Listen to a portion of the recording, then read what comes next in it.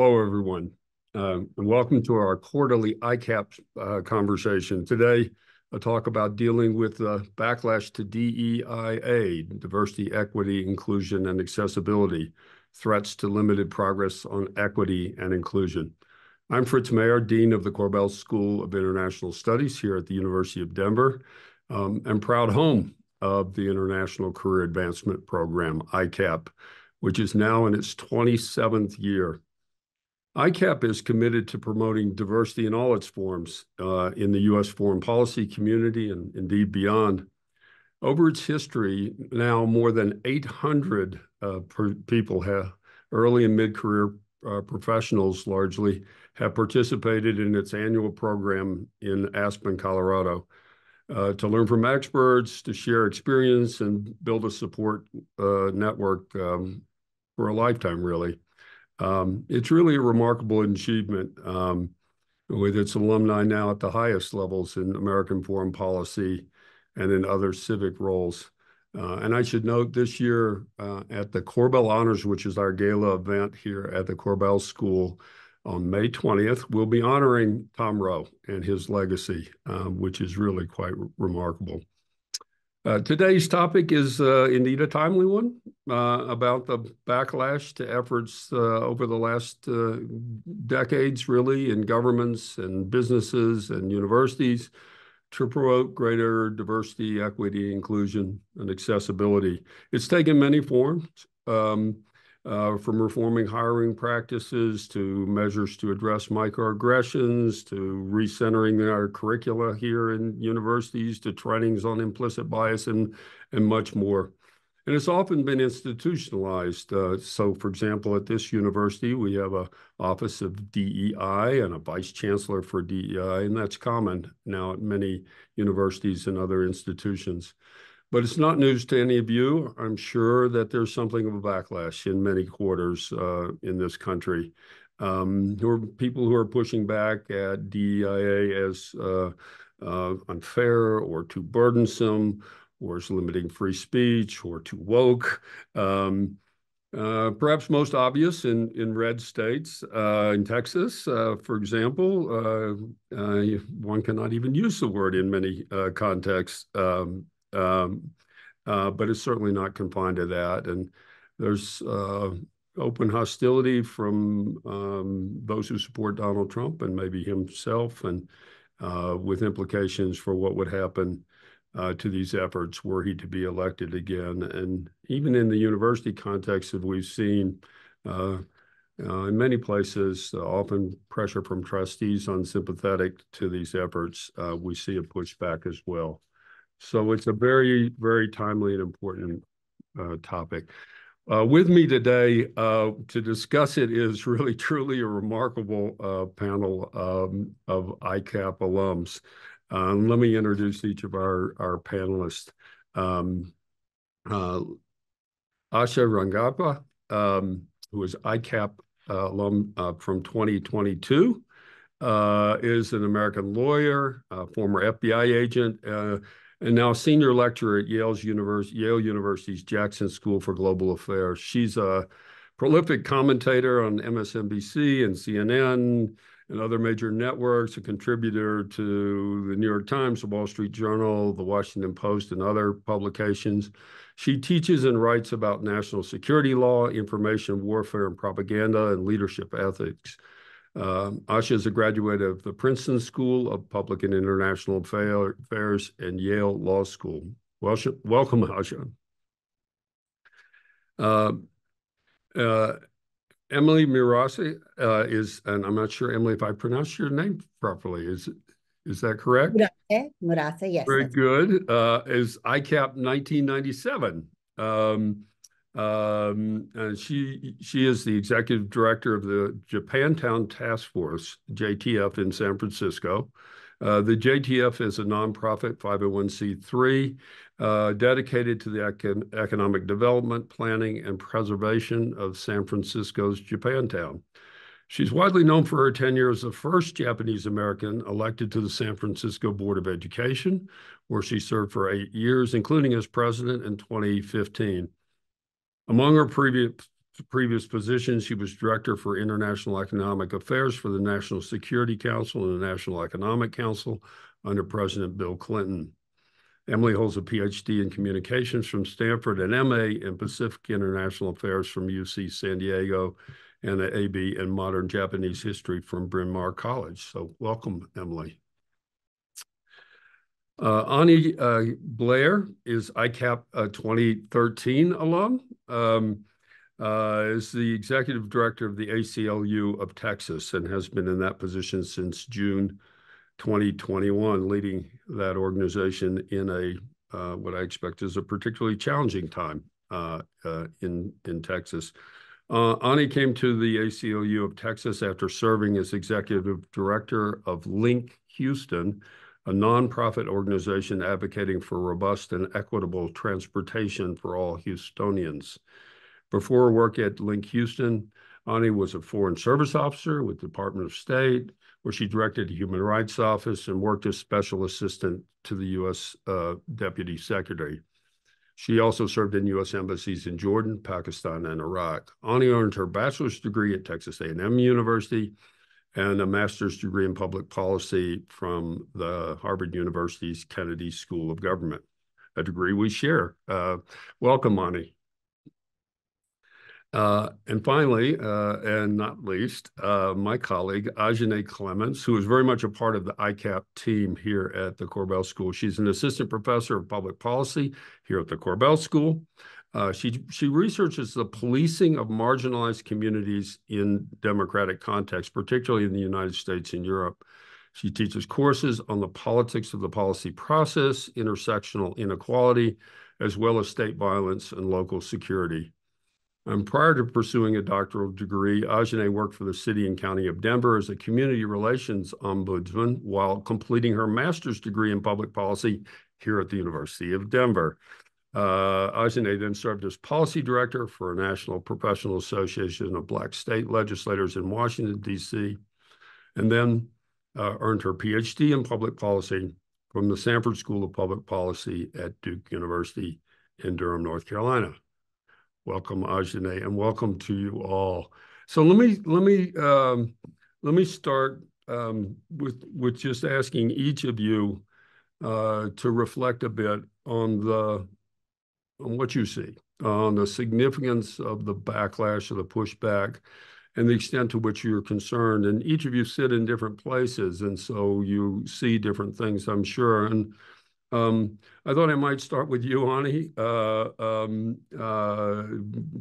because you're very much on the front lines, I suspect. I'm going to look forward to hearing from you, given the politics of Texas. What are you seeing?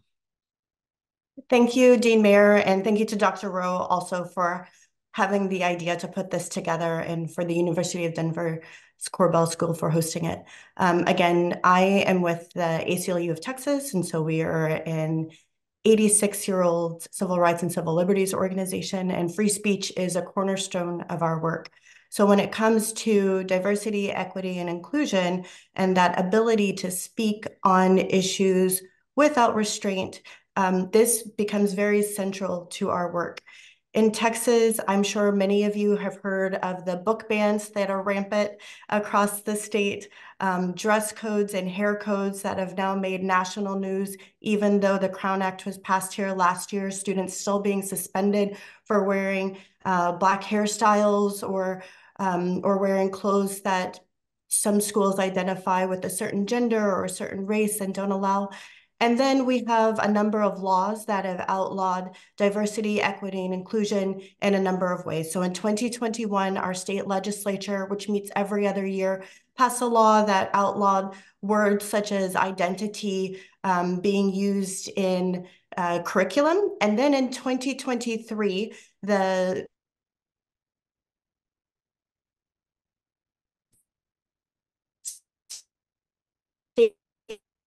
Unfortunately, we seem to have lost you for a moment here, Ani. Let me, the hazards of the Zoom era here. That we term the anti-DEI law that's specific. Ani, you're coming in and out a little bit. I'm afraid we must have a bad connection. Can you hear me now? I can hear you now. Yes, Okay, yeah, maybe take your image off or try again. Yeah, we lost you there for a second. we'll try again. Sorry. Um, in 2023, DEI in public universities, specifically offices that are affiliated with diversity, equity, and provide resources to students around diversity, equity, inclusion. This impacts 38 public universities, including Black universities in the state. And consequences are pretty great. So if you don't close these offices, remove the staff, then you're losing funding. Mm. Yeah, I'm afraid we keep losing you here. I think I'm sure all of us and everyone in the audience is picking up the essence of what you're saying in terms of the change of the uh, landscape in Texas, the laws that have been passed, the restrictions that have been placed even on use of certain terms in Texas, and that's as I think you were saying, is really having quite an impact in many quarters. Um, I don't know if you're able to respond to that summary. But why don't we do this? We'll let me ask the same question to Emily, and we'll see if we can fix some of the technical problems we seem to be having. My apologies to the audience. I'm not quite sure what's going on.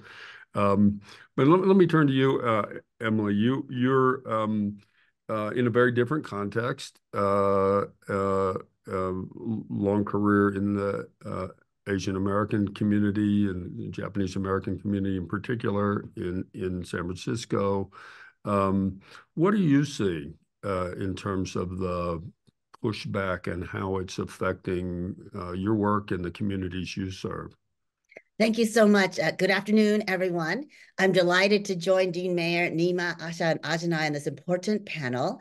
And special thanks to Dr. Tom Rowe, whose commitment in this area has been unsurpassed since even before DEIA was a thing.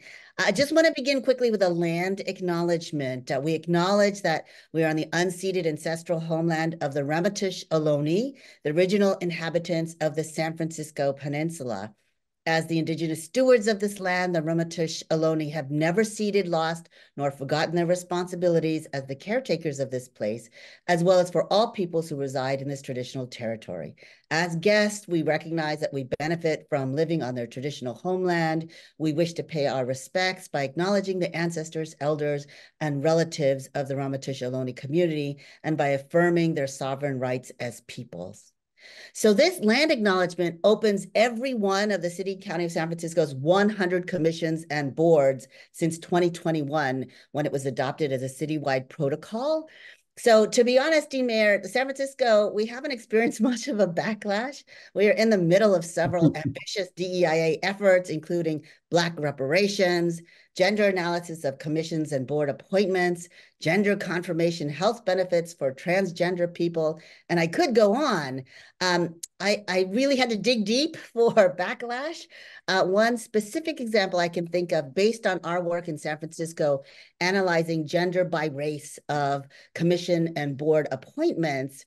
There was a California law, SB 826, passed in 2018, that introduced a quota for number of women on corporate boards. It was really very landmark because traditionally Americans have this very strong reaction to quotas, but it was passed in the legislature so that by 2019, California corporations or corporations headquartered in California had to have at least one woman on the board.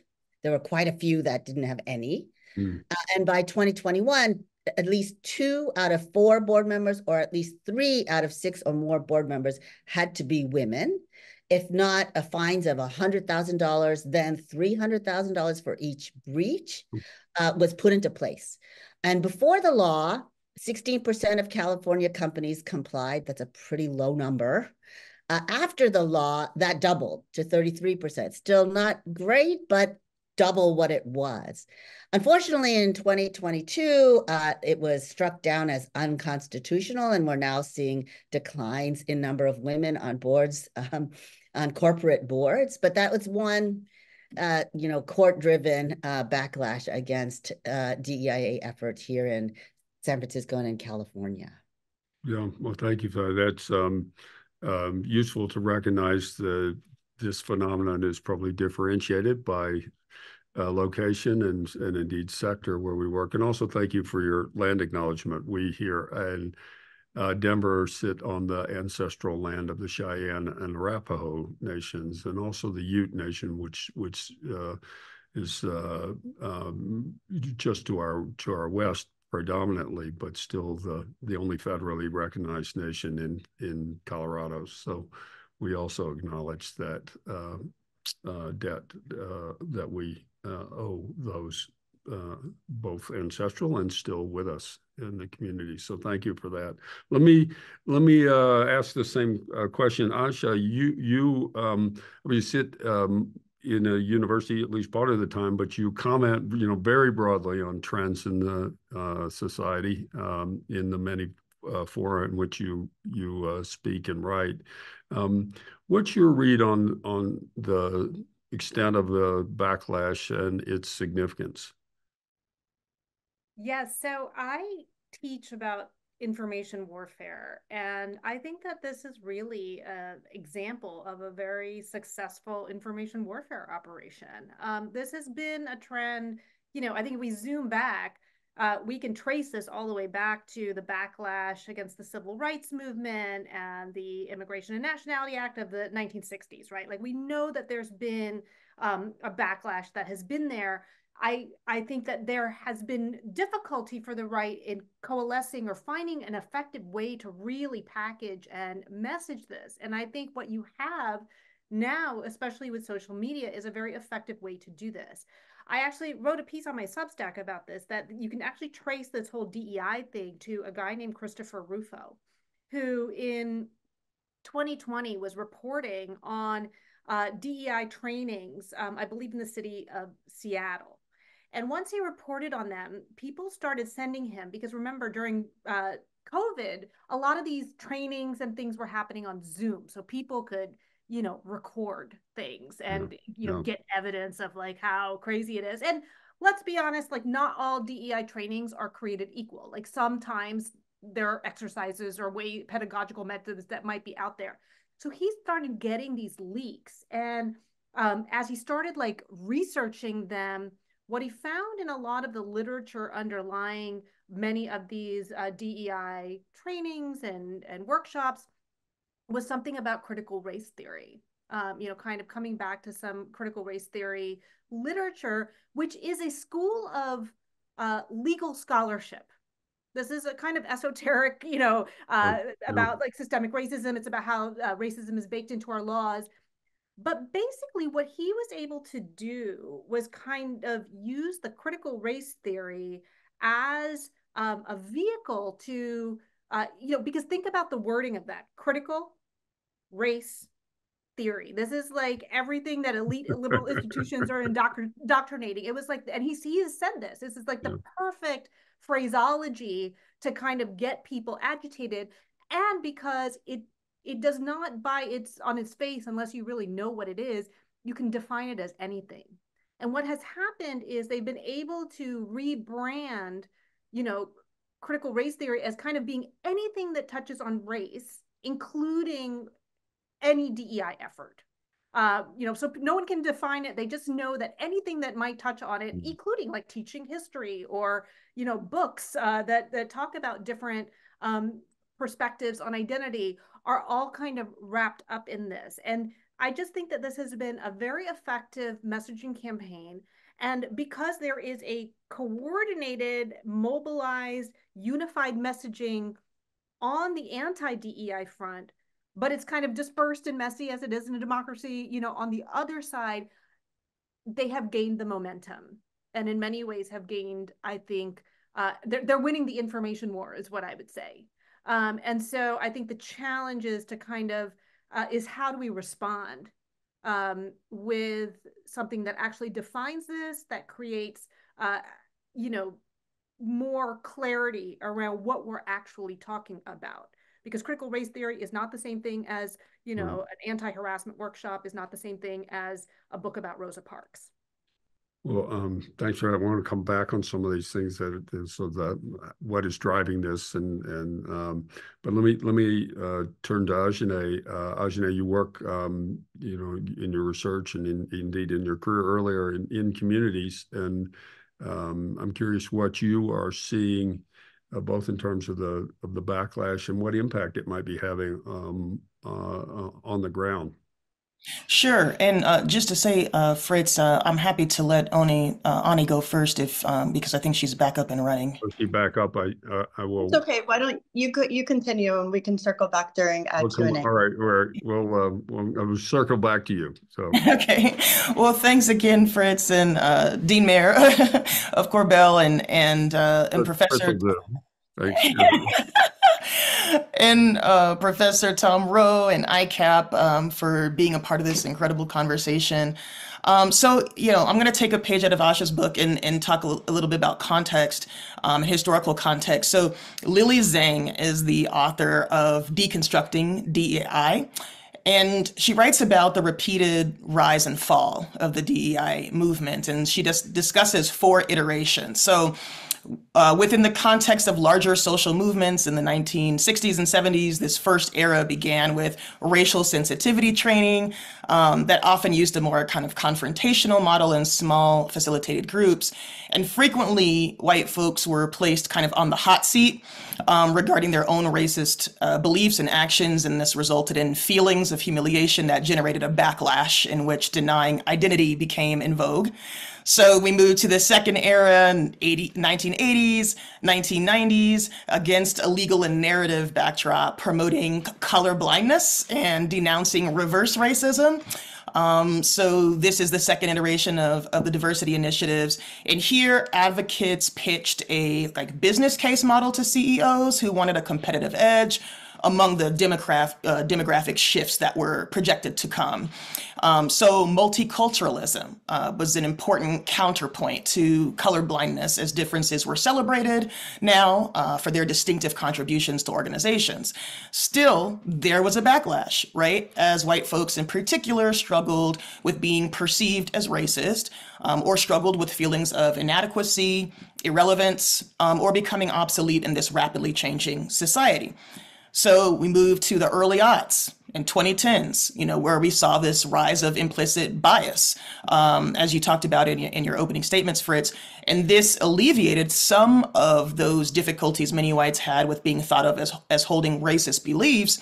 But, you know, becoming aware of your own biases doesn't necessarily lead to reduced prejudices, right? Or behavioral change. And so ultimately there was a backlash to this as well.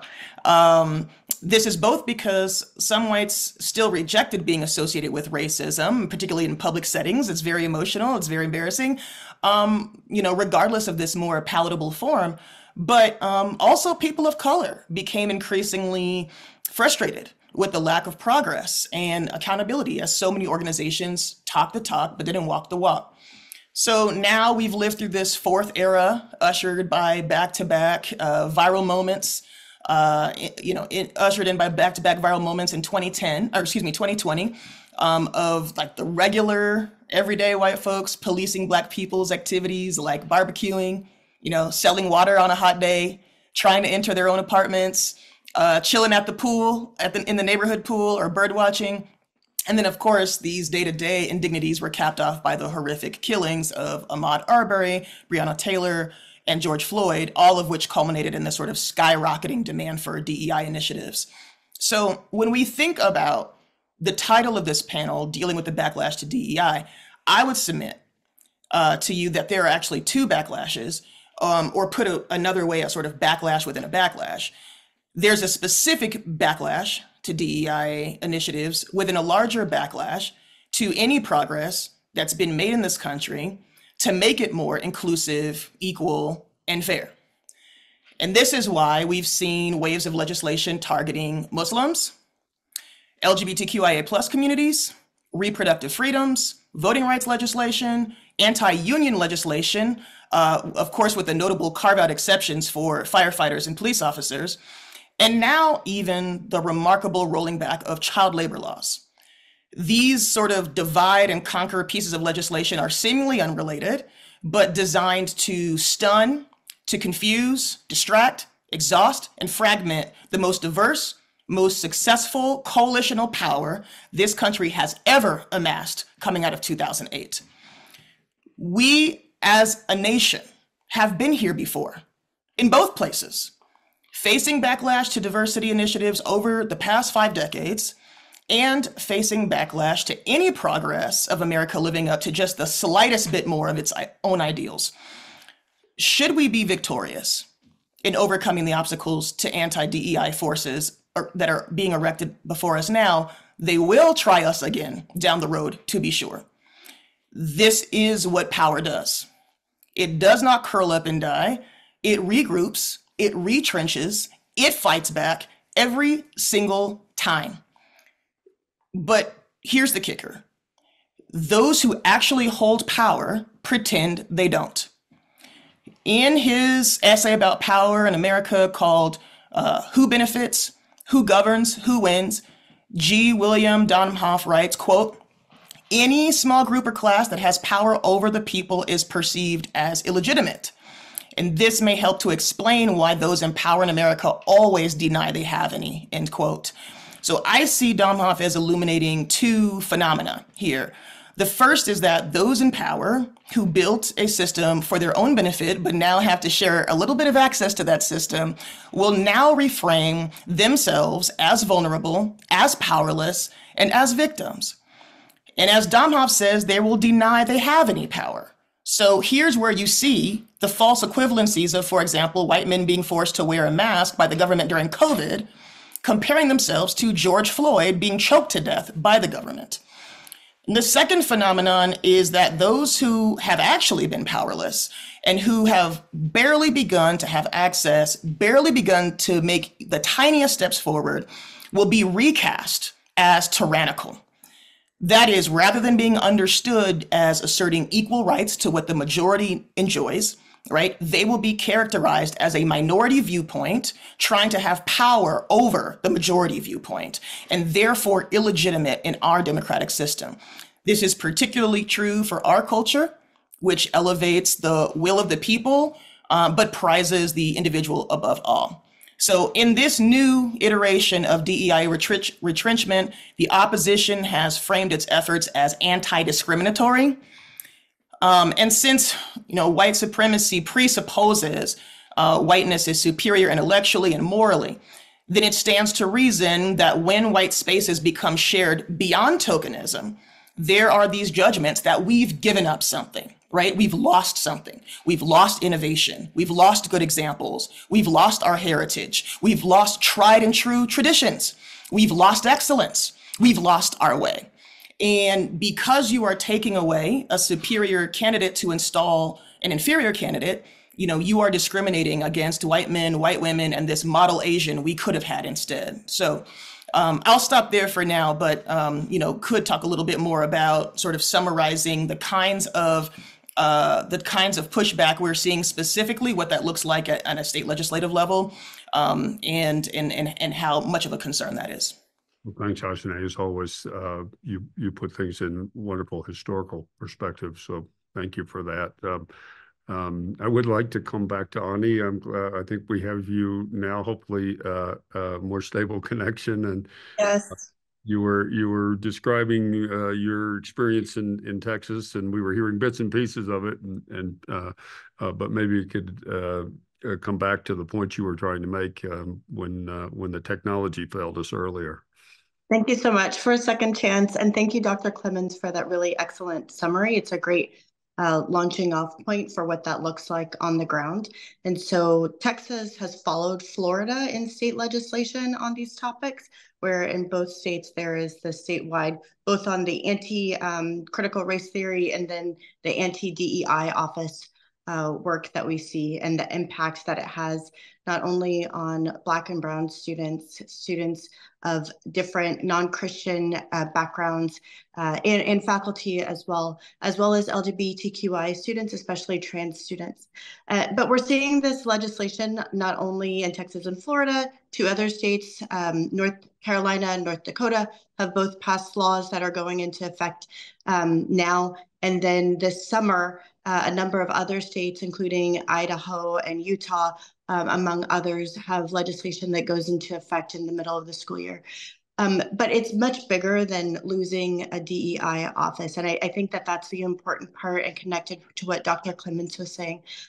This is a targeted attack that we see at the ACLU of Texas across our work. So whether it's in voting rights and not being able to talk about discrimination between races, or if it's in book bans where students are not allowed to talk about their identity, history, and culture, the impact is great, because when you erase that history and that connection to identity, you erase all of the lessons learned, all of the power that is held, all of the impacts that you see across society right now, and the systemic measures that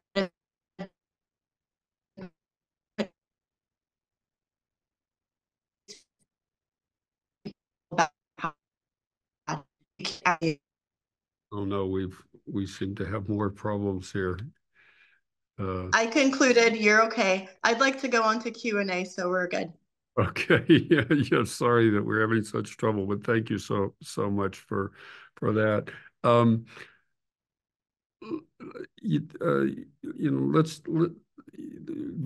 You're describing quite eloquently, all of you, things that are happening, and some of the impacts that is having on what I think the subtitle of this panel was on the limited progress that has been made on issues of equity and inclusion. And I guess maybe draw you out a little bit more on not just the laws that have been passed or the rhetoric that's being used or the tactics, but the ways in which this is actually having bite in terms of what people who has access to jobs, what subjects are taught in schools, et cetera. How much impact is this pressure having in various places? And maybe we start in Texas. You said some things, Ani, about what's happening there. What are the ways in which this is actually felt on the ground and having real impact on people's lives? Well, if you start with just the legislative piece that I mentioned, there's the impact in schools. I mean, book bans, whatever you want to call it, and everything else. But the DEI office piece has been fairly significant and has impacted all 38 of the public universities, including HBCUs, as well as, just to give an example, University of Texas, which is one of the largest universities in the entire country, just fired 60 people and is closing all of the offices associated with that. Several of the major universities like Texas A&M, which is my undergraduate alma mater, and the University of Texas have additional graduation ceremonies for the Black students, for the Latinx students, for the LGBTQIA students. These are efforts that have developed over the last few years to show that students are seen and that they are celebrated for who they are. Those have all been closed and have a really significant impact on students. But there's a lot more beyond that. I mean, we touched on the impact of if you're not allowed to learn and talk about race, then the greater impact starts with our voting rights. We just worked on an acquittal for a person who was accused of illegal voting. She is Black. Among 47% of the people who have been investigated by the state are Black or brown women. They do not constitute 47% of the electorate, yet they are 47% of the people who have been accused of illegal voting. This woman, a Black grandmother from Dallas, was acquitted, and she had been charged with illegal voting, sentenced to 5 years in prison, and her vote was never counted.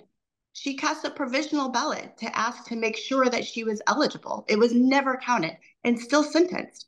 I mean, when you get into you're not allowed to talk about these issues, then the consequences are pretty great for society. And the same goes with our work on immigration. As many people know, it's called SB4, the anti-immigrant law that was passed in 2023. It was supposed to go into effect. Our team is legally representing organizations that are fighting back against it and holding the law at bay. But at the heart of that law, which seems completely unrelated, but is every ounce related, is this reality that our demographics are changing in Texas and people don't want them to. And if you deny people the right to even have an asylum hearing, whether or not they get it, if you deny them at the outset to have that asylum.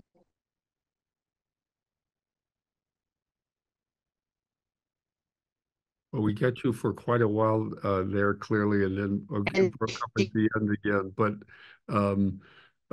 thank you. It was very helpful, I think, to get those kinds of very tangible images and understanding of the ways in which this is having an impact, at least in Texas. Let me invite others on the panel, anyone else, to jump in to add to the story Anya is telling in terms of what she sees in Texas. From where you sit, are there other things that you'd like to highlight that are really making a difference on the ground in terms of the experience that people have? Yeah, I'll jump in. I mean, I'm involved in admissions, and obviously we can't really ignore the Supreme Court's decision in the Harvard and UNC cases from last term, which is going to have major repercussions for private and public universities. It was incredibly challenging to put that into practice. I mean, basically, what I think is really interesting about the success of the anti-DEI movement kind of gets to what Ajay was talking about in terms of masking the fact that this is really about power differentials. And unfortunately, now the law has actually adopted that idea, right? They've said that this is about color blindness. It's not about correcting for subordination of groups. So when you take it out of the power hierarchy and subordination and make it about color blindness, then what you're really doing is, creating things like, affirmative action is no longer legitimate. And if you only take the color blindness viewpoint, then that's true, because then you're not acknowledging that there's these power differentials. And so, what I mean, I'm guessing that most schools did what we did, which is you're not seeing it at all. You shield that piece of the application. Students are allowed to talk about it if they want, but I think it's going to have a major impact, not just in the admissions decisions, but that in itself is going to then have major second and third order effects on the DEI programs, because if you then have shrinking representation among groups, you essentially paralyze or make impotent, many of these other kinds of efforts, because you just don't have the representation to make it even meaningful. So that's one way that I have seen it play out. Or, I mean, we'll see what happens. So it's the first year, but I anticipate we'll will. I'm involved in that as well, and we will see what happens for sure. It is a challenge. Emily, I see you. Yes, if I could just amplify Asha's point, here in California, we had a grassroots initiative, Prop 209, to ban race in considerations of public admissions and public contracting, and the implications have been really, really severe. So we have the University of California and its many campuses, including UC Berkeley and UCLA, and the numbers of Black and Latino students have just plummeted, and it really impoverishes the state of the talent that students who perhaps have different merits than just a very narrow calculation of their worth through the admissions process. We've really suffered. I think there's a very poor pipeline as a result of Black and Latino candidates for other work in California. So I think there is a case study in there with Prop 209 and the ban on considerations of race in public admissions, and we are the poorer for it. No, it's had a pretty big impact. And I don't know, Ajane, if you'd like to add to this as well. Sure, Fritz. So, just kind of like a big picture snapshot. NBC News reported last month that 30 states had introduced over 100 bills to either ban or curtail DEI initiatives. Yesterday, the New York Times reported 12 states, or nearly a quarter of the country, basically has achieved this policy goal over the past few years, and then another 13 are awaiting the governor's signature in those states.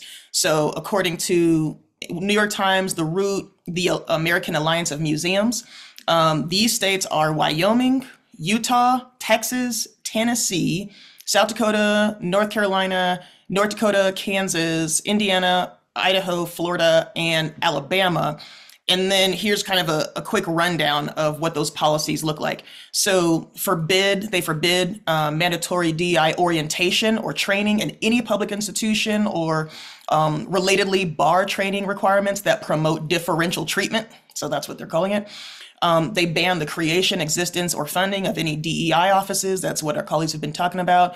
Personnel or programs in any state institutions.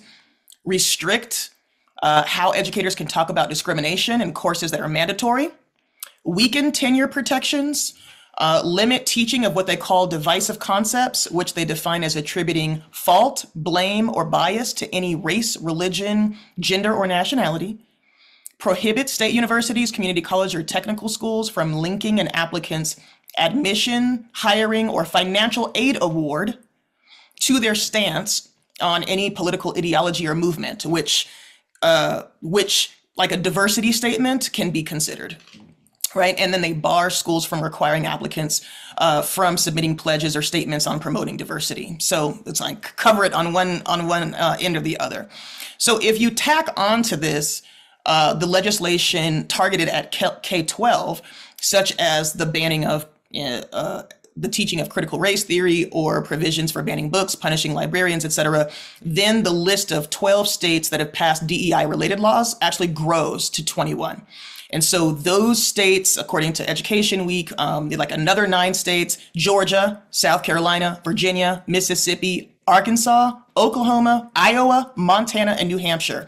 These have all signed legislation and passed them into law over the last 2 years. So I think, not to repeat anything that's been said, maybe to kind of emphasize one additional point, is just the chilling effect, because there are these like tangible current effects that are happening with, folks being laid off and not enrolled and all these things. But then there's also this chilling effect, because, there are folks who want to try to go under the radar and lie low. And so they don't want to bring attention to themselves. They don't want to be defunded. And so it's not only, the folks who are under direct threat, but other folks who are even being proactive and saying, well, let's not draw the ire over here. And so there can be a sort of multiplier effect of this legislation, even for those who are not necessarily in the direct line of fire. Well, we've all painted a pretty dramatic picture of things that are happening. We've been talking along the way about sort of drivers, the causes, whether the sort of tactics used in rhetorically, and the way in which this has been framed. And Najee, your sort of historical take on power, and this is ultimately about power, not giving up power very easily, etc. Let me feel free to go deeper on your sense of what's causing it, but also turn to the question of where do we go from here, really? I mean, what can be done? There were some great questions submitted by some of our students along those lines, asking what can responsible institutions do? Universities, for example, is certainly a world some of us live in, but other institutions do to support its staff and sustain momentum? What roles do leaders play, or can leaders play, in mitigating? To what extent legal and policy frameworks protect or can be used to leverage and maintain momentum and the trajectory of DEIA? So let me. There's a sort of big set of questions. I do that because, of course, time. These conversations, are always too short, and I do want to get to questions from the audience, and I will do that. Please, if you have questions, put them in the Q&A, and we will try to get to those in just a couple minutes. But if I could sort of go around to each of you and ask you to comment on the things that you think would be useful, helpful in pushing back at the pushback, as it were, in maintaining the momentum. And I don't know who might want to. We'll go first in this. I mean, I'll just go in order of you happen to appear on my screen. Maybe start with you, Asha. Yeah, I will start with or go back to my original point about, this understanding this as kind of an information warfare campaign, and talking about how we can reframe the debate on terms that, where you're not defending against claims, but making your own affirmative assertions. So to kind of go back to that critical race theory thing, I remember for the longest time, I would see these debates about people arguing over what critical race theory is, as though that matters, because that's not something that is even being taught in like an elementary school classroom. And I think finding the terms that, the words that embody what DEI is really about, but on which there is consensus and is value-based, like we're teaching civics. We're teaching, how to reach democratic consensus, about equality. That's kind of a charged word too, but at least that's still like I think a fundamental democratic value. I think, unfortunately, if we continue to use, I know they're called DEI efforts, but we have to reframe it in language that invites, or doesn't create, I think, that reaction or that reactivity or the automatic associations that have been created around it, but also to talk about what are really the underlying values that are being communicated. And I think that could be one start. Yeah, maybe I'll get others to comment on that, the extent to which at least part of it is about a more effective framing of that resonates with the kind of some set of core values that at least we pretend to aspire to as a but that are sort of the rhetoric of that we use to imagine who we want to be as a country. I'm happy to share my perspective on that. And Yeah, all of us on the panel are involved in or have been involved in policy, but really at a very, very fundamental level, as Dean Mayer just suggested, this is about hearts and minds. And there's not a need to reinvent the wheel. There's a great example from the LGBTQ community. There was a 2019 documentary about the San Francisco Gay Men's Chorus. And they decided in the aftermath of the 2016 election, where there was so much division and a lot of anti-gay legislation being passed all over the country, the San Francisco Gay Men's Chorus decided to do a tour of the American Deep South. So if you can imagine how challenging that was at that time, but it really was a campaign to change hearts and minds. And so when they were sitting across the table at the homes of folks living in the Deep South, they had a real opportunity to connect on a person-to-person basis, and it was transformational.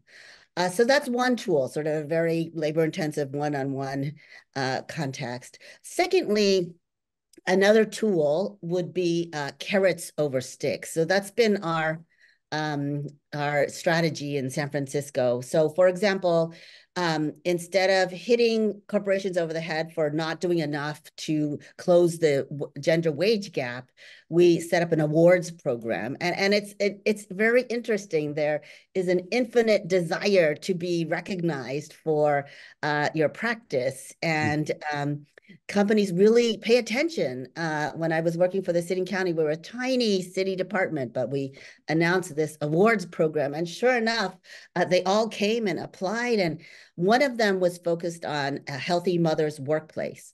And Twitter at the time had no women on their board. They had very, very few women in the workforce, but they applied because they wanted to put more energy into capturing women engineers after childbirth to come back to Twitter.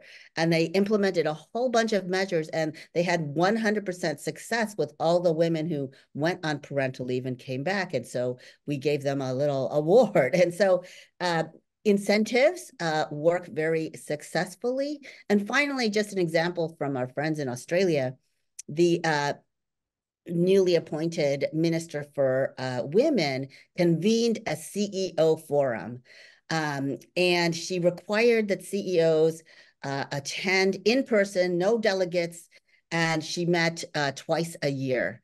And they would discuss strategies for improving gender equity. Well, sure enough, if you set up an exclusive club, other people want to join. So all the other CEOs are like, how come you got invited? I want to be there too.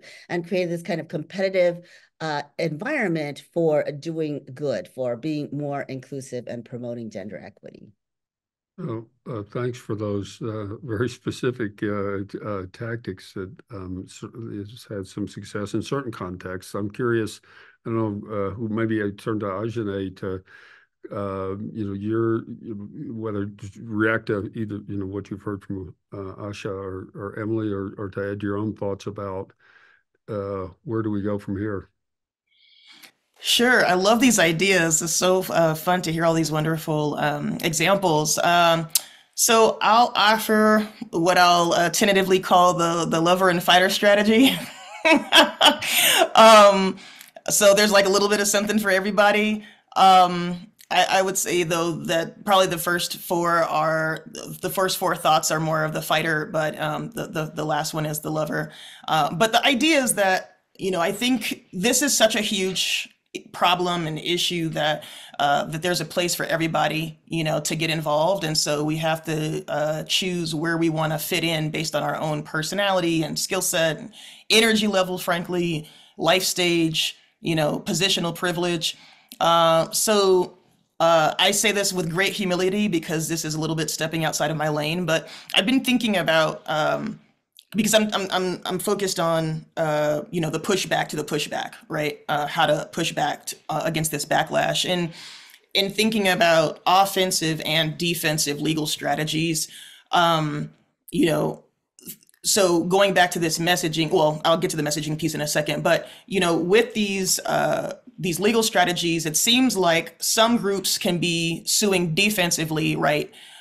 Suing state attorneys general in states where this DEI, anti-DEIA legislation is passed, using anti-regulation, anti-regulatory frames, local control frameworks that have had success as legal precedents in those states. And I'm sure this is probably already happening, but, would love to see some more resources put behind it and some more coordination and more strategy on a national scale.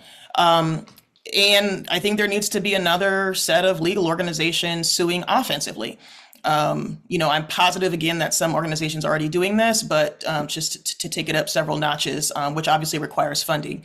But basically to go after the broader backlash laws that I talked about, at the outset, that have been targeting these different groups and splitting up this coalition. So, for example, going after certain anti-Sharia laws. These are laws, these fake laws that have been passed across the country to sort of gin up a fear of Muslims. Anti-LGBTQIA plus laws, certain reproductive legislation that's been passed, in which whole ideologies are essentially redefined as anti-American and banned. Groups cannot express themselves as they wish.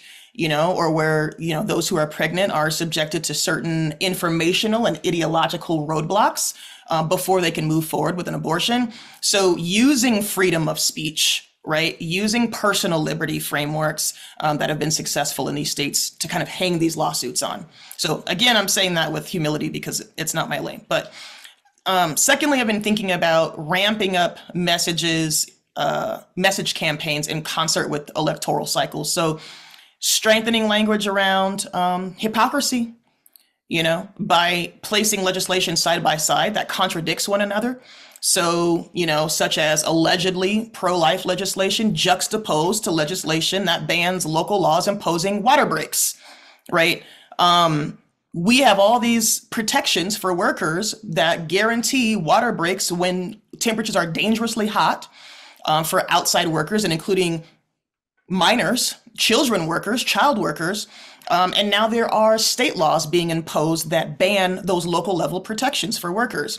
So, on one hand, the pro-life, but on the other hand, kind of anti-life.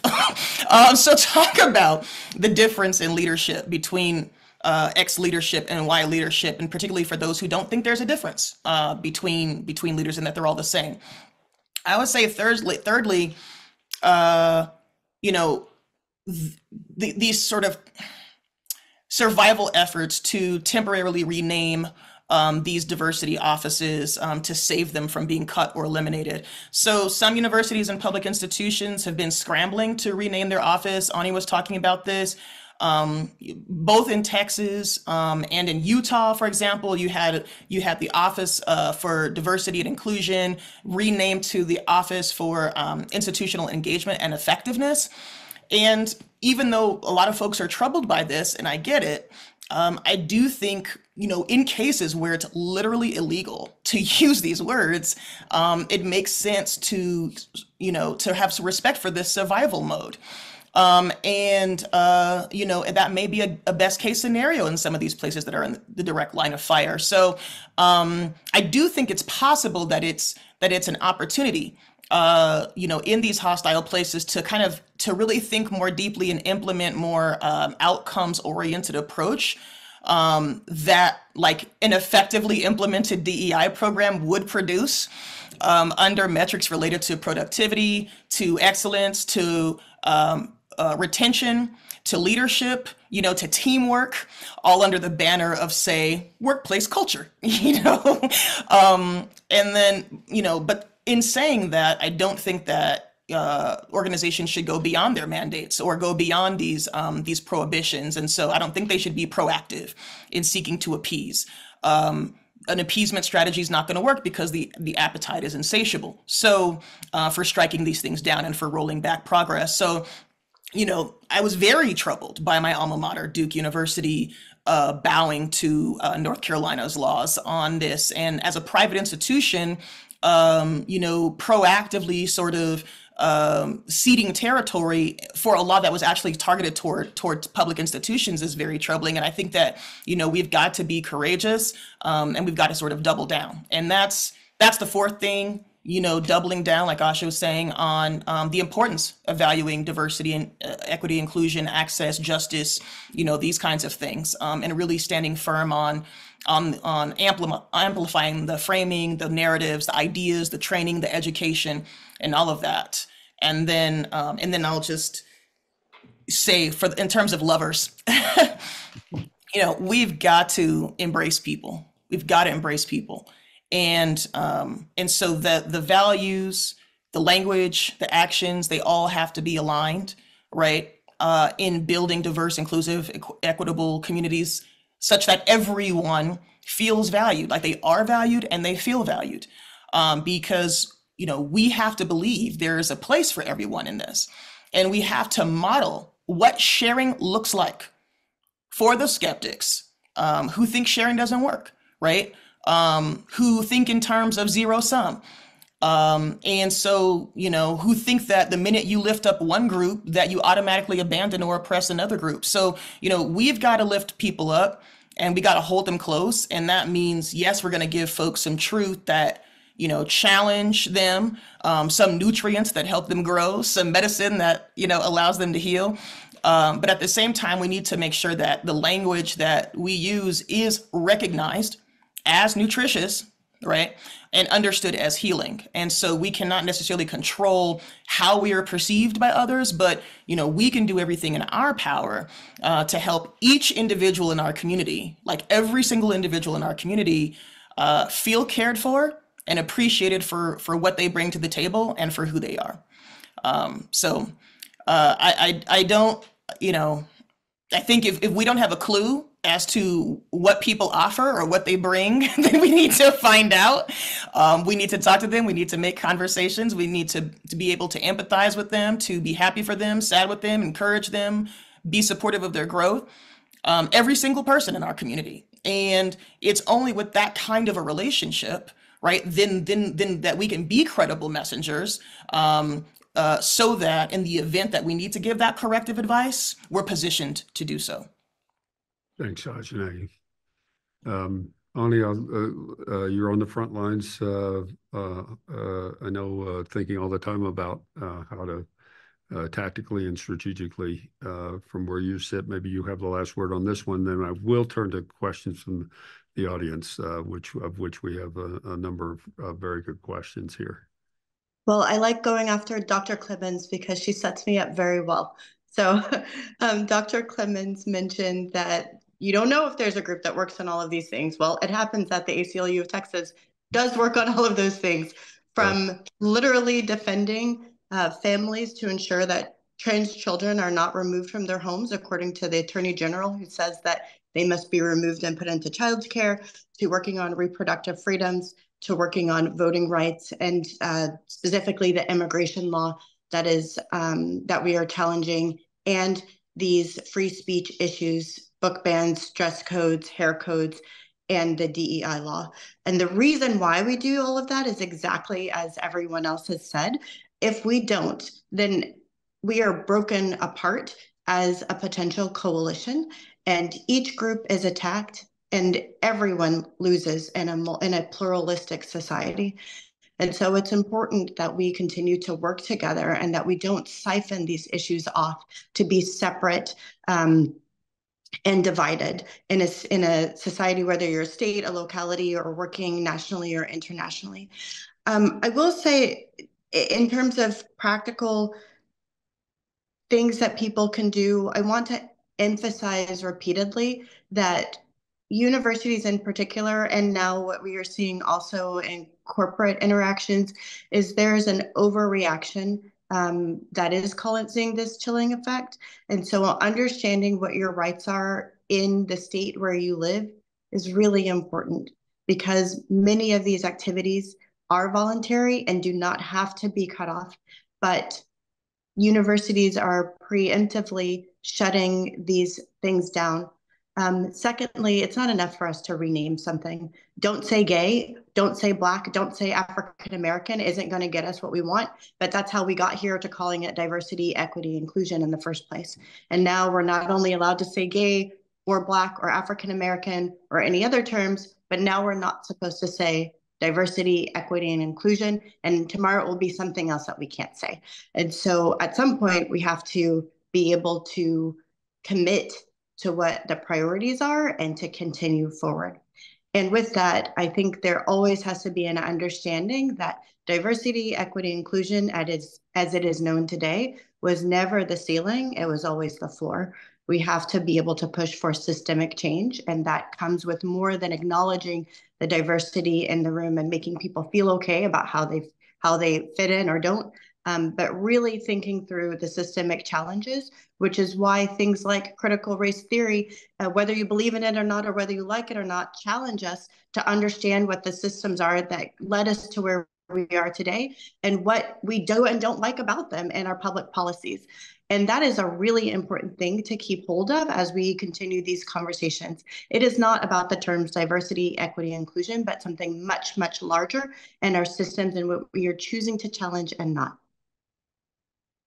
Thank you for that. And that's a great segue to perhaps the first question we might want to take from the audience. So an anonymous attendee, says, I suppose we need to revisit the purpose of DEI. Is it just to present and be represented in leadership, or to have a meaningful role in these institutions? Sadly, as a previous supporter, it's hard to see the point when those very diverse people become mouthpieces and apologists for the crimes and policies harming brown and black people, especially in U.S. foreign policy. What is the role of DEI in systemic paradigm change? And you started to address that, Ani, but anyone could take these questions. I don't know who would like to respond to that.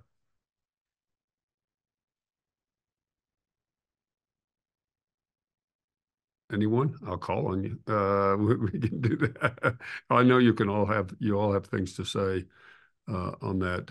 I don't know, Ani, if you have other things that you were just talking about that, and so if yes, I was just talking about this, and I would include the homophobic and anti-trans in there as well. I agree.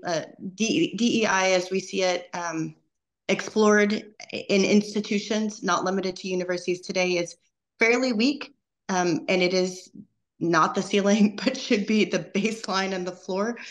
We do need to look at more institutionalized, codified policies that actually address the issues and provide equity and support for those groups that are targeted, and not just in those spaces, but we see the same things in voting and in other, and access to healthcare and so forth and so on. I would like my other colleagues to jump in as well. Anyone else on this? Implicit in that is that I think is that some of the things maybe that happen like in a place like a university are somewhat performative, and maybe not really addressing change. Sure. Yeah, I mean, I think there are a couple of things that come to mind. One is that it's often watered down to begin with. I mean, it's undermined from the outset when a DEI initiative comes into a place, into an organization. So then it becomes a little bit unfair to say, well, it doesn't really work that well. It doesn't make an impact, because that's often the only way that it's even allowed to show up in a new space, right? Is in a sort of defanged version. So it's not that it doesn't work, it's that it's not allowed to work to its greatest potential. And so that's just something that, you have to continue to strive to do and allow it to shine. I mean, it has worked in many ways, but not in the ways that, folks envision in a lot of cases. So and this is kind of the second piece, it gets to this question that's often brought up with symbolic representation versus substantive representation. If you have this critical mass of folks who are representing others, does it make a difference? And in other contexts, like, for example, I'll say, because I worked for Black state legislators, research does show that it makes a difference to have folks in leadership. Now, are there folks who, people of color who don't subscribe to the same ideology, who have internalized, aspects of white supremacy? Absolutely. And they're doing their part to hold the status quo. So it's not everybody, we're not a monolith. Everybody, there's diversity in every single group. But when you're talking about a sort of critical mass of folks being able to be represented or to go into representation, these kinds of things do make a difference for ensuring that, various people's needs are met, that they have the opportunity to thrive, that their voices are counted and considered and can shape the direction of an organization, that there's greater responsiveness. So these things, have consequences in terms of shared power and shared leadership. Let me take another. This is, I suppose, more of a comment, but maybe you want to comment on it. The person writes, Princess Mac writes, I would like to challenge how we put into action the white spaces that Native Americans, indigenous people don't occupy. The land acknowledgement often feels like a box check without true homage to those quite invisible in every way, with the exception of verbal references to their lands we build, live, and recreate on. Comments we had, I don't know, Emily, Yes, I would love to the address land this acknowledgement, and I'd be issue. curious how you react to that. Yeah, no, inclusion of Native American Indigenous peoples in San Francisco is a very serious matter. So beginning in March 2020, we established an American Indian Cultural District, the first one of its size in the country. And we have now 10 cultural districts, Native American, we have a Japantown Cultural District, Chinatown, Black Cultural District. Each culture district receives $250,000 for staff and programming. And the Native American Culture District in particular is dedicated to celebrating the American Indian legacy, culture, people, and contributions. So I encourage people to look up the website, AmericanIndianCulturalDistrict.org. And San Francisco is very committed in this area.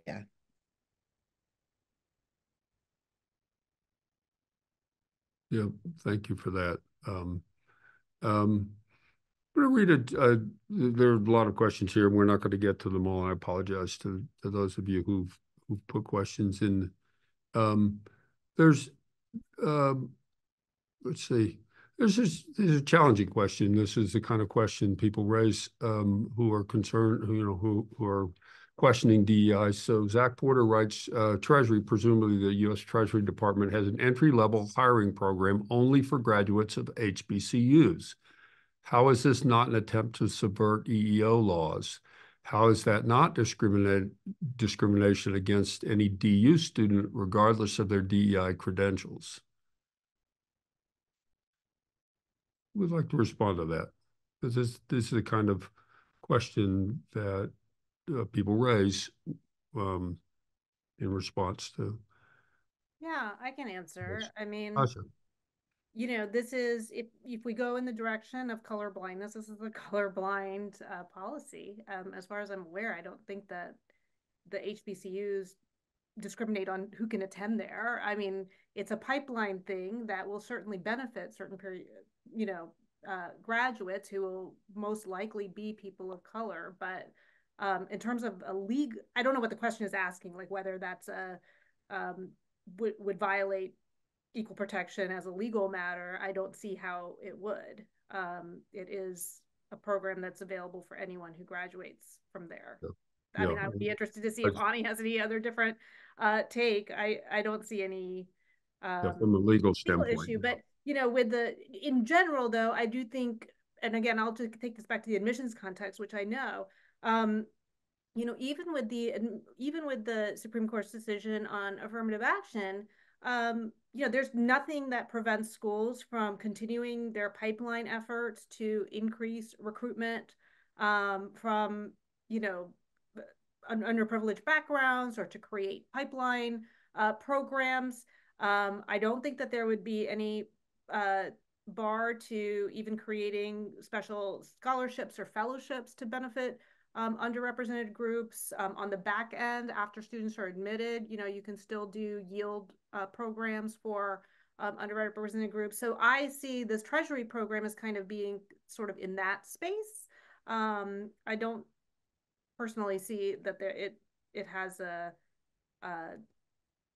any legal issues arising from it. Yeah. But I mean, not that it couldn't be challenged, and it may very well be soon. Yeah. Yeah.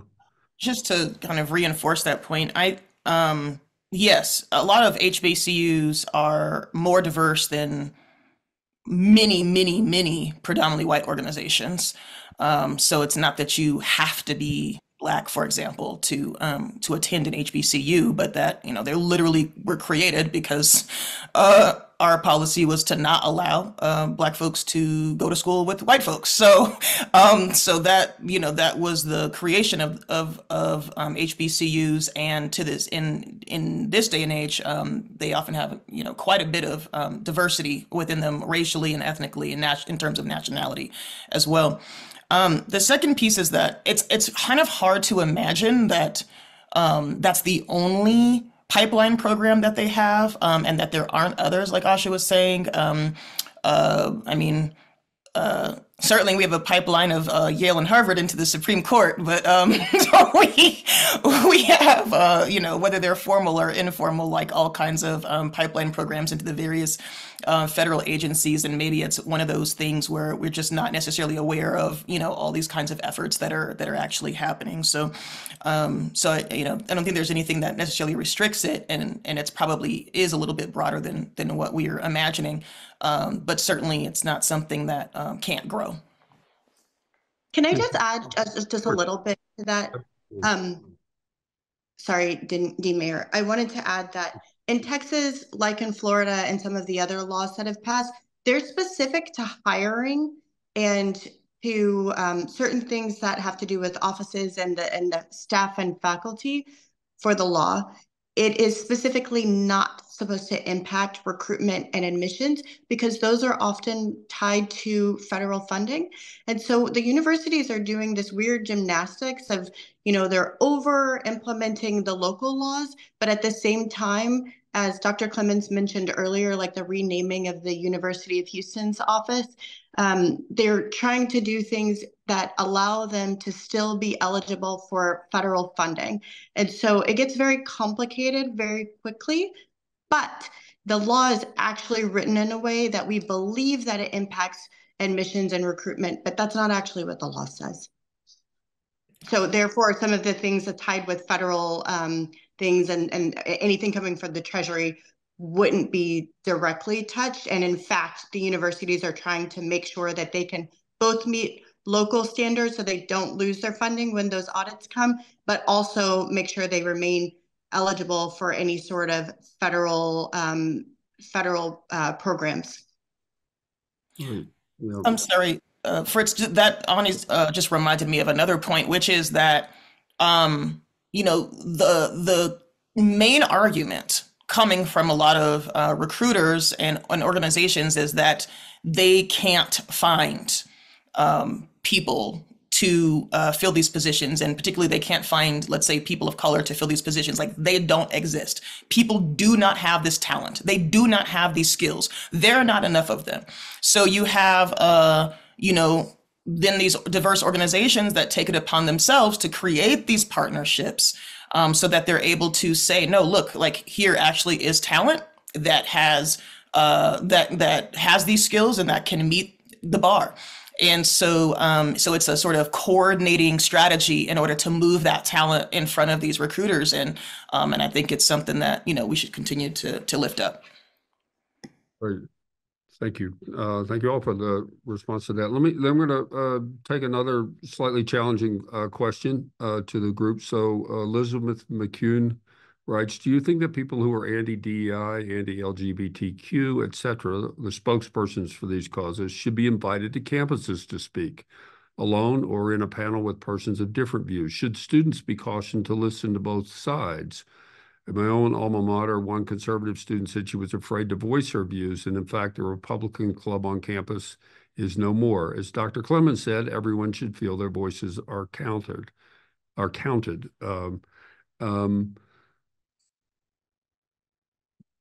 Thoughts on that? I just have a quick anecdote about that. Madeleine Albright, the former Secretary of State, came to San Francisco to give a talk, and she really bemoaned the decline in hearing both sides. She let us know that on her commute to Foggy Bottom, she would listen to the most extreme talk radio that she disagreed with 100%, but she would listen to it and she'd be yelling in her car, but she thought it was important to hear what, you know, opponents were saying or the other side was saying. I think that's a good lesson to all of us to kind of open up and entertain ideas, no matter how different they may be from our own. And only certainly the tradition of ACLU is It's our tradition. in that space. I anticipated you might want to say something. Yes, and we spend a lot of time doing know your rights trainings and sending out statements, especially to universities right now, to ensure that students on every side of issues, particularly the war in the Middle East, have the right to speak. I think the most important thing is, yes, everybody has the right to be heard. That is our First Amendment right and a core tenet of a democracy. And at the same time, it's remembering that in this very difficult political environment in which we exist, there are many ways in which that can happen. And so thinking through where people can actually be heard and it doesn't turn into a show of shouting, so that there's an opportunity to do that. Sometimes it may be a panel discussion with everyone on the same panel. Sometimes it may be a series of conversations so that people can actually be heard, but not necessarily at the same moment. Whatever that may be, I encourage people to really think through that, because hearing multiple sides is important to informing and understanding what is happening. Any other comments from that? Sure, Ajane. We're just about at. Go ahead. Go ahead. Yeah, just kind of following up on both points Emily and Ani made. Yeah, I think there can be a time and place, and it depends on the nature of the viewpoint. So yeah, if you have, I mean, definitely we should encourage people to be heard. And I can speak more specifically about that. We should encourage people to contribute their voices and to have authentic, respectful conversations, civil dialogue, even. At the same time, we do still need to be mindful of how we talk to people and how we treat folks, right? And so, for example, I was at a town hall meeting where a candidate for a school board got up and talked about how Black and brown children had lower IQs than white children, as laid out in the book, The Bell Curve. And based on that scientific evidence, we should not be investing in them to the same degree as we do white children, because you are literally throwing money away. You are throwing good money after bad. And so, yeah, I mean, maybe there is a place where those kinds of viewpoints should be discussed, if nothing else, so that they can be struck down, by other folks who are able to out reason and out logic them and make those counter arguments, so that everybody can see that. But I think that there does have to be some thought given to the ways in which these discussions are set up, what their purpose is. And not just kind of let it be a free for all, but to really to make sure that there's some sort of parameters around that, and that the conversations are happening in good faith. Dr. Mayer, to your point, Dr. Clemens, I think it's important to remember that the First Amendment exists for everyone, but it is not applied equally. And I think what you're saying is related to that. I know your point is a different one, but understanding that when we create these conversations is really important. We can't just say that everybody has the space to do it, because not everybody has an equal voice. And I think that's the reality of the country in which we live, and being able to promote some voices, which happens in the spaces because of access to the media, because of access to wealth, because of access to being able to advertise, because of decisions that are made beyond the control of the people in this group right now. That is not a fair demonstration of the First Amendment. And so while I say that people have the right to speak, we also have to remember that not everybody has been allowed to exercise that right equally. And with that understanding, the same things that are undergirding this conversation around equity need to be applied as well. Great point.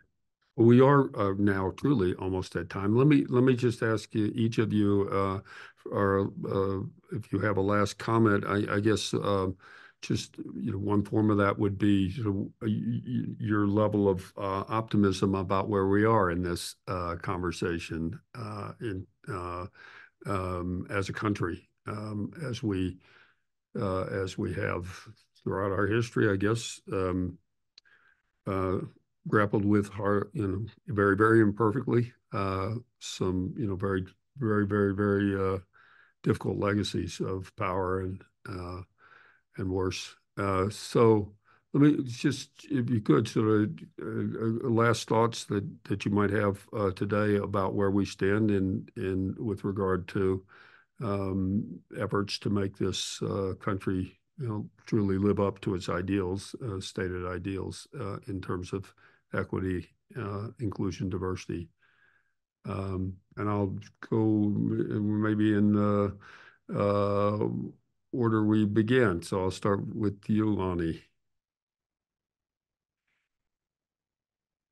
I look at where we are, and thank you for hosting this conversation.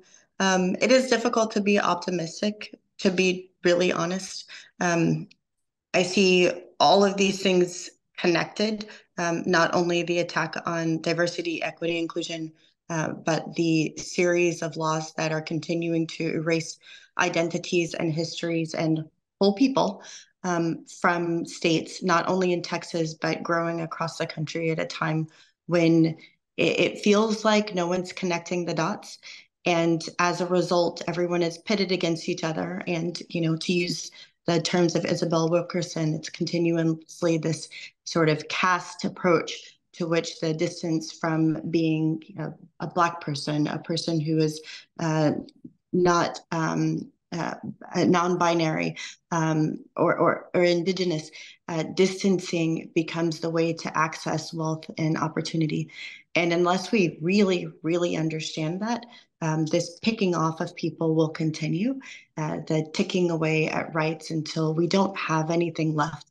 And I know that sounds alarming, but if you live where I live and you see it every day and it's discussed every day, it's very much reality. And it just because it's happening in Texas, we are still a part of the union, and it doesn't mean that it won't happen somewhere else. And so I think my conversation is this is a cautionary tale for everyone, and that I hope that people will take it seriously in whatever way and form, especially in your work in international rights, and connecting it to what's happening domestically as you continue to do your work.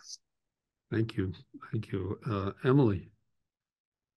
Yes, I go back to the original mission of the ICAP program, where Dr. Tom Rowe brought together a group of diverse mid-career professionals from various walks of life to the Aspen Institute, and how the ripples of that program, I participated way back in 1997, before some of your students were even born, has led to this panel. And I'm inspired by the leadership of my colleagues on the panel. If there's a problem that Ajani, Asha, and Ani cannot solve, I can't think of it. And I want to again thank Dean Mayer and Dr. Rowe for inviting me to participate. And I want to thank our student audience and ask everyone to think about their particular role in this issue. Thanks, Emily. Asha. Oh boy. I agree. It's hard to be optimistic in this moment, though I think I still believe in Martin Luther King Jr.'s, a maxim that the arc of the moral universe is long, but it bends towards justice, so that there's like progress being made. I think what Ajani said earlier about the backlash, like kind of this pendulum swing back and forth, I think seeing it as always the one step back but two steps forward, I do think there is incremental progress being made. And one thing that I think about is that every time that there's a backlash, there was something that preceded it that did kind of open the aperture a little bit more, and I think raise people's awareness and consciousness, and that's why it agitates people so much. This is, this goes to the heart of kind of the unresolved wounds really of our entire country, right? So it's not, I don't think, going to be an easy road to get to healing it, and I think we are in the middle of one of those tough moments, but I do feel like there is progress that will be made. Thanks, Asha. And Ajane, you get the last word. You'll have to keep it short because we're really at time, but I will give you the last word. All right. The author I was talking about earlier, Lily Zhang, who wrote Deconstructed DEI, sort of summarizes 4 things that that evidence shows some promise in working that came out of DEI movement over the last 50 years. Cooperative learning, so working together to achieve some goal. Perspective taking, so thinking or acting intentionally from another person's perspective. Social norms, so framing inclusive behavior as widely common and normal. And self-affirmation, so affirming positive depictions of the self to protect against threats or perceptions of threats. And these are all things that lend themselves quite well to teamwork and building a teamwork and leadership skills, right? To encourage those teams within an organization. And so with this epidemic that's broken out of loneliness, following on the heels of the pandemic or exacerbated by it, I think we have this unprecedented opportunity, right, to address that loneliness by building communities that have these at their very center, and that's what we can do, I think, individually and collectively to advance DEIA. Well, thank you. A great note to end on. Thank you, Ashanae. Thank you, Asha. Thank you, Emily. Thank you, Ani. Really. Conversation would go on much longer, but really, really appreciate you being here, your insights and your frankness about challenges. And thanks to the audience for being with us today for our conversation. And wish you all a good rest of your day. And delighted that we could, we end a little bit on a positive note. So maybe we're making progress. Anyway, thank you all very much for being part of this.